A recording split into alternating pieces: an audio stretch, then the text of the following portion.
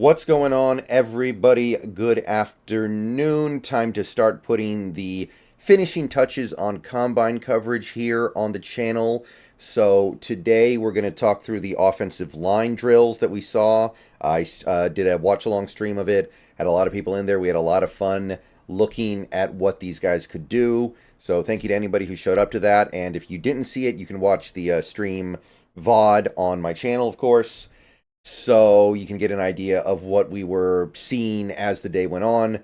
But yeah, today we're going to do a wrap-up on the offensive line stuff, and tomorrow we're kind of do an overall look at the combine as a whole to see who really came away looking good or looking not so good. Maybe we're going to cover some stuff that we didn't get a chance to cover the first time, like the bench press, because everybody's bench press gets staggered out a day. So keep an eye out for that. But today is going to be wrapping up the offensive line look. So, two videos. This first one is going to be focused on guys that are tackles, or in my estimation, likely going to be tackles in the NFL. So we're going to focus on those guys, and then we'll do the interior guys in a later video. So keep an eye out for that. Probably about 2 hours from the upload of this video. So there was a lot to like from this offensive line group. It's a great group, and there are some guys that I'm not really going to discuss that I thought did look really good. Like, for instance, in this group, you have Fuaga. I thought Fuaga looked awesome, but at this point, I don't see any way he's going to be available when the Seahawks pick. He's just way too good, and in my opinion, should clearly be a top 12 pick in this draft, and I'd be very surprised if he wasn't. So, focusing on the guys who the Seahawks might actually have a chance to get, here are the tackles that stood out to me. And this first guy I've been discussing as a guard for a little while now, but after today, I think we have to conclude this guy's going to be tackle capable.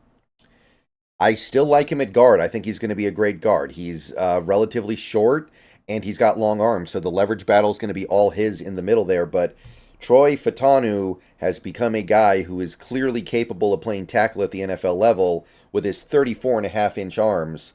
So I think that Troy Fautanu is going to have to be looked at through that lens now. And he tested excellently. The drills were great. 5.0140 is really good. 1.71 10-yard split. The dude can move. The dude can fly.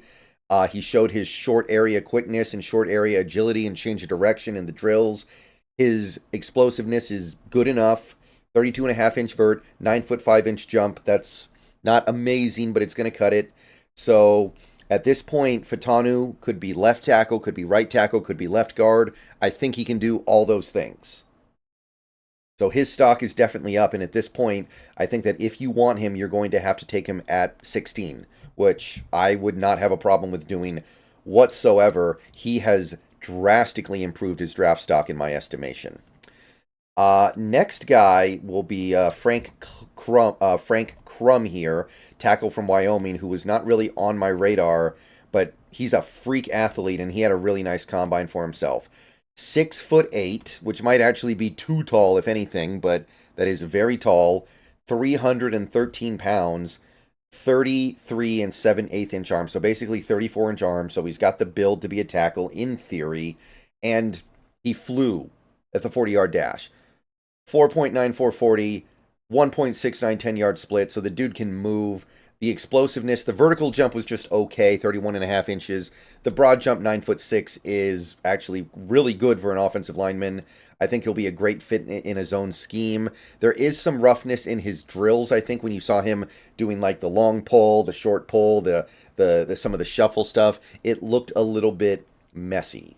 So I will admit that Frank Crum has some issues there, but he's not expected to be a very high pick or anything like that. You definitely get him to develop him. You definitely get him in to work on his game and improve so he can eventually become a starter or really good backup in this league. So, liked him.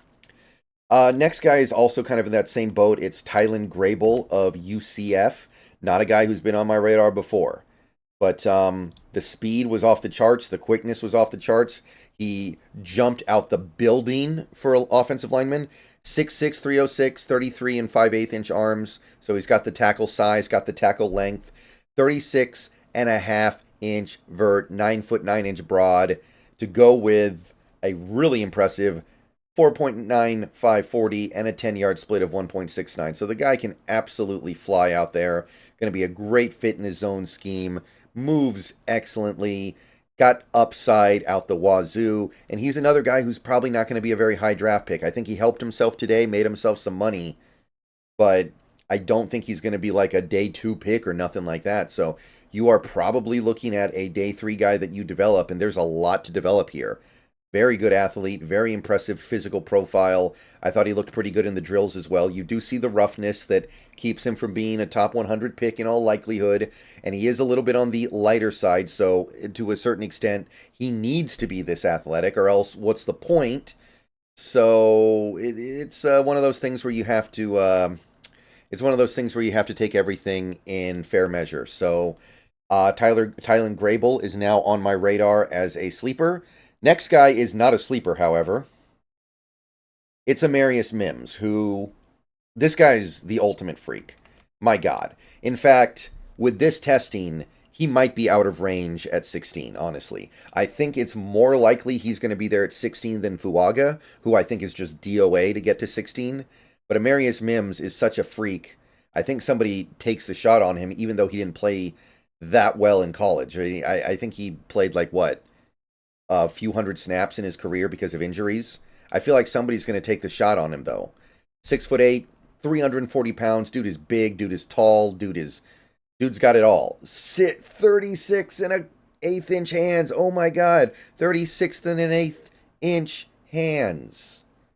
Arms, excuse me. He's got big hands too, but the arm length is insane. The dude is an absolute animal. And he can move. 507 40-yard dash, 178 10-yard split. This guy can play in a zone scheme all day. Now, the vertical jump is nothing. He barely jumped 2 feet, 25 and a half inches. But the broad jump is good. He's explosive in that regard. 9'3", that'll work. Hell yeah. I'm impressed, man. And I understand it's a risk because the tape is rough. But this guy is a rare physical specimen. So give me Amari Mims at 16, and I'm going to be sad because it probably means that Abe Lucas is toast, but I'm going to be like, we got a freak. Just putting that out there. Another UW player, another guy who really impressed today, Roger Rosengarten. Roger Rosengarten tested great. So first of all, the size is there. Remember, this is a right tackle. He's going to be right tackle in the NFL, I think. 6'5", 308 pounds, 33.5-inch arms. Should work fine. Obviously, some right tackles are bigger than this, but a zone scheme will be fine for him. No problem. Ran the fastest 40-yard dash of the day at 4.92. Dude can fly. 173 10-yard split indicates he doesn't have excellent acceleration, but once he gets up to his top speed is nuts. I know that for an offensive lineman, you might prefer a better 10-yard split, but it's still really good. 30-inch vert is okay. 9'5" broad is also pretty decent too. I thought he looked great in the drills. I thought he moved extremely well in space. Very comfortable shifting around and shuffling around, blah, blah, blah, blah, blah. So very, very interested in Roger Rosengarten as a backup right tackle. At this point, I wonder if he bumps up into the 3rd round because of how good he's looked. So Rosengarten definitely getting some positive press here. And at this point, I do wonder if he's just going to be a 3rd-round pick and you're not going to be able to get him as a backup even temporarily. But he looked awesome. Got to give full credit here. Final guy is a guard, but with the way he tested, I'm wondering about that. It's Mason McCormick here, South Dakota State guy.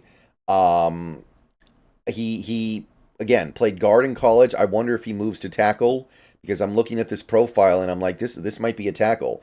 6'4", 309 pounds, almost 34-inch arms, so the arm length is there. Dude moved really well. He actually had the best athleticism score of any guard. 5'08", 40-yard dash is awesome for a guard, and it's definitely good for a tackle. 171 10-yard split is solid as heck, and the explosiveness is really strong. 35.5-inch vert, 9'9" broad, so I think he could bump over to tackle. I do. In fact, it might be preferable because he is a little bit on the smaller side. He is short enough to do the to do the interior offensive line stuff, but I might like him a little bit better as a tackle. All right, so those are the tackle prospects that I thought stood out positively today. There were others. Don't get me wrong. There are plenty of other guys like Fuaga.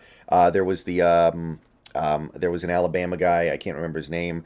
That I thought played fairly well, but I'm not really. I'm not going to talk about everybody. I'm just going to talk about the stuff that stands out that I think is germane to the Seahawks' interests. All right, I will see you guys later. Go Hawks. Another offensive line video coming later today. See you guys soon. Let me know what you think down below. And yeah, it's a great line class, man.